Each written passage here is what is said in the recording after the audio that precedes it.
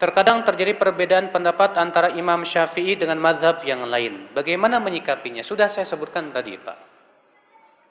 Ketahuilah bahwa perselisihan para ulama dari sisi toleransi atau tidaknya ada dua keadaan. Keadaan yang pertama, perselisihan yang bersifat, yang sifatnya apa? Yang harus kita toleransi padanya. Kita hormati mereka. Kapan?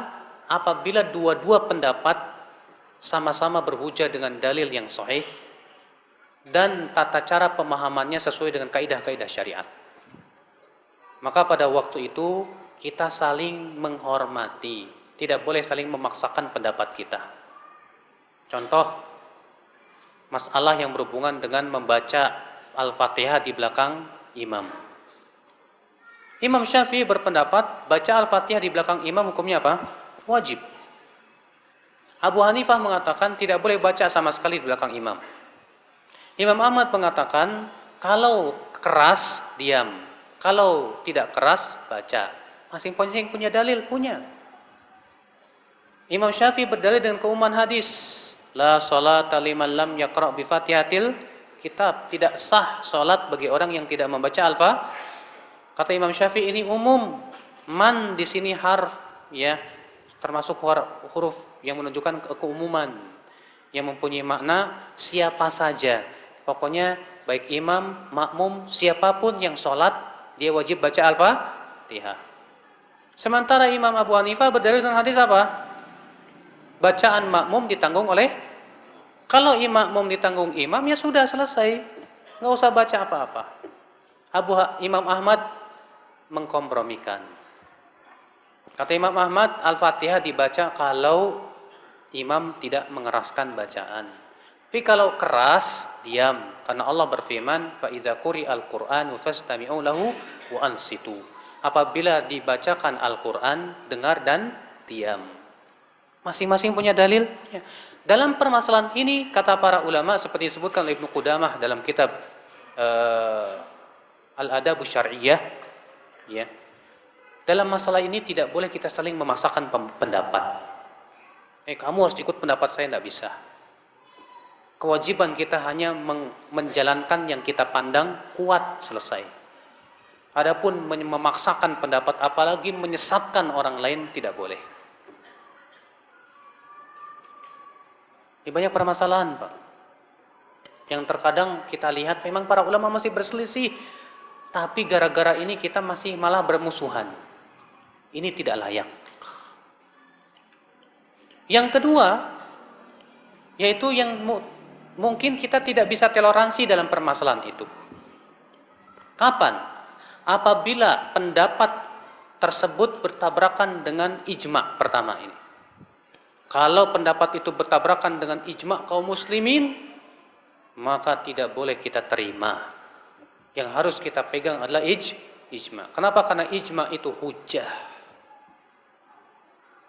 Yang kedua, setiap pendapat yang bertabrakan dengan hadis yang sahih, kemudian sharih, bukan hanya sahih, sharih, bukan cuma sharih, tidak mansukh, dan tidak bertabrakan dengan hadis lain yang lebih sahih, maka pendapat ini tidak boleh diterima.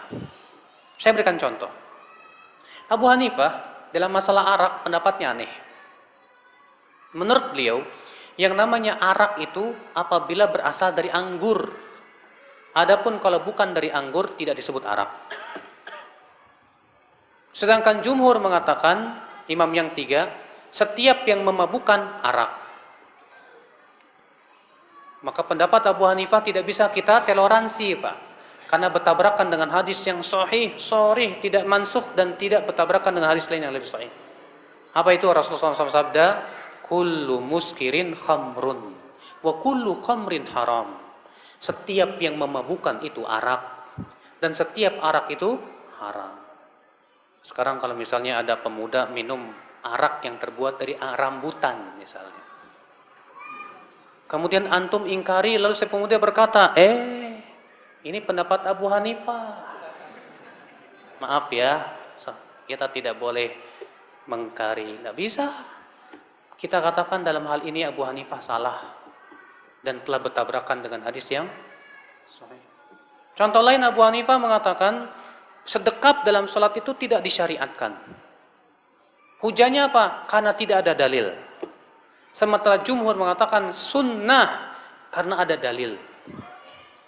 Dalam hal ini kita tidak bisa terima perkataan Imam Abu Hanifah. Kenapa? Karena bertabrakan dengan dalil. Masalahnya hadis-hadis tentang sedekap dalam sholat itu belum sampai kepada Imam Abu Hanifah. Maka bagaimana kita akan menghormati pendapat Abu Hanifah? Karena pendapat tersebut bertabrakan dengan apa? Hujah, dalil. Ini yang harus kita pahami, Pak. Makanya masalah-masalah ikhtilaf itu harus dibedakan dan dipilah. Terkadang kan ada orang yang menghadapi perselisihan ulama itu puyeng, Pak, bingung. Ketika bingung tidak berusaha untuk mencari, tapi malah mencetuskan kata-kata yang menunjukkan kebingungan. Contoh misalnya, Pak, udah jangan merasa benar sendiri. Udah jangan merasa paling benar kamu. Sering mendengar nggak gitu? Sebetulnya ini menunjukkan kebingungan. Dia sedang bingung mana yang benar gitu loh. Jadi karena saking dia bingung dan dia pun tidak berusaha mencari, dibiarkan dia ngambang begitu. Akhirnya dia mencetuskan, udahlah nggak usah merasa benar sendiri. Ya. Dan anehnya kemudian dia memaksakan pendapat dia kepada kita. Kamu jangan merasa paling benar. Maka kita jawab lagi, kamu ngomong gitu merasa benar nggak? Hah? Kamu ngomong gitu merasa benar nggak? Ya iyalah, ya udah. Yang namanya merasa benar itu fitrah manusia, Mas. Jangankan Anda, Fir'aun saja merasa dirinya benar. Allah berfirman dalam surat Ghafir, qala Fir'aun ma urikum illa ma ara wa ma ahdikum illa sabila rasyad. Berkatalah Fir'aun, aku tidak memandang untuk kalian kecuali yang aku pandang baik, dan aku tidak membimbing kalian kecuali kepada jalan kebenaran. Tuh Fir'aun ngomongnya begitu, Pak. Makanya kalau ada orang berkata, kamu jangan merasa paling benar sendiri ya. Masalahnya, Pak, di dunia ini nggak ada orang yang merasa paling sesat sendiri, Pak. Ada nggak? Nggak ada. Sekarang kalau jelas dalilnya Al-Quran, hadis, perkataan ulama, masa nggak boleh merasa benar? Itu hak. Yang hak itu yang berasal dari Al-Quran dan hadis Nabi, apalagi didukung oleh ijma. Itulah hak, kebenaran yang harus kita pegang. Cumanya masalahnya seperti itulah. Kaum muslim ini sudahlah nggak mau nuntut ilmu. Ketika dihadapkan sesuatu yang sifatnya perbedaan, mereka tidak berusaha untuk mencari, tapi dibiarkannya ngambang seperti itu, lalu kemudian mencetuskan ide-ide yang bingung juga.